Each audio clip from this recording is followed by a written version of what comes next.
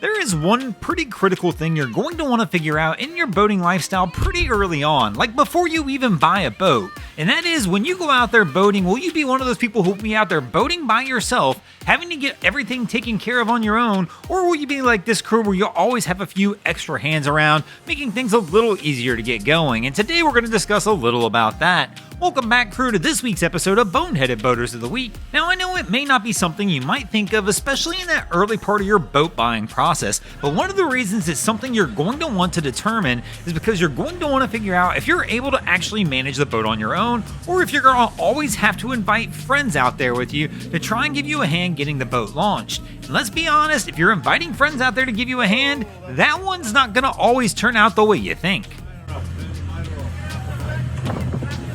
Got a strap on it, hasn't it? Whoa. Now, having to invite friends every time you want to go out there and go boating might seem like a good idea, but let's be honest, it's not necessarily the best plan. You're always going to wind up getting those friends who want to come out and join you on the boat that might not be as keen or as versed in boat knowledge, but they will tell you they know exactly what they're doing, and then when they try and help you launch the boat and things go wrong, there's nobody to blame but yourself. So one thing you want to figure out is if you're going to try and get out there and not bring friends, you want to make sure you buy a vessel that's perfectly adequate for you to do so.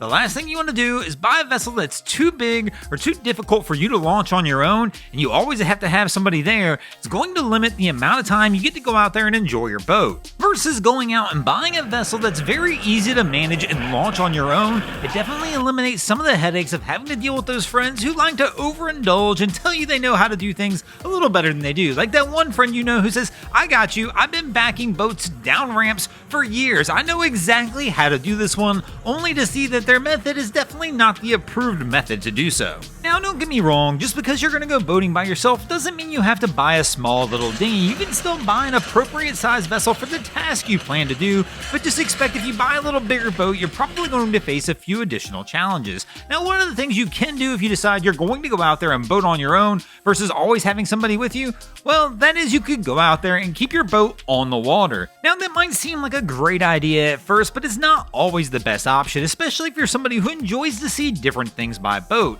If you're keeping it on the water, you're going to find that you're going to stick more to your local waterways than trailering to another destination to go explore something new. Now, as we mentioned just a little bit ago, you don't need to go too small on the boat. Buy the appropriate vessel for the job, but I still would try and avoid going too big. While going big seems like a good idea, some people will tell you buy the biggest boat you can because you're always going to want to upgrade. If you know you're going to be boating by yourself most of the time, I would definitely avoid it. Even I made this mistake with one of the first boats that I had. I had a vessel that only had the opportunity to drive from a flybridge, and anytime I would try and move that boat, even over to the fuel dock on my own, it would become a huge hassle trying to jump down from this 10-foot flybridge on my own to get lines on the dock. So if you know you're going to be boating on your own, you definitely want to watch the size of the boat you go with. Now, one option if you know you're always going to be on your own is going to be going with the old jet ski. I mean, they're an absolute riot to go out there on your own and have a good time. But one of the biggest problems with jet skis is you quickly realize they're a whole lot more fun when you go out there and ride with others. Now, maybe you decide you do want to go out there with a group. Maybe you want to give them something to do. One thing you can always do is go with the old water sports vessels. Those are a ton of fun as well. But maybe you want to spend a little extra time out there on the water. You don't just want to go out there and have a good day on the water. You want to go out and have a good night. So you decide you're going to go ahead and upgrade to one of those vessels that's got the capabilities of overnighting. Now, this is one of those vessels I definitely tell you to take caution in purchasing and maybe even rent one a few times before you go out there and pull the trigger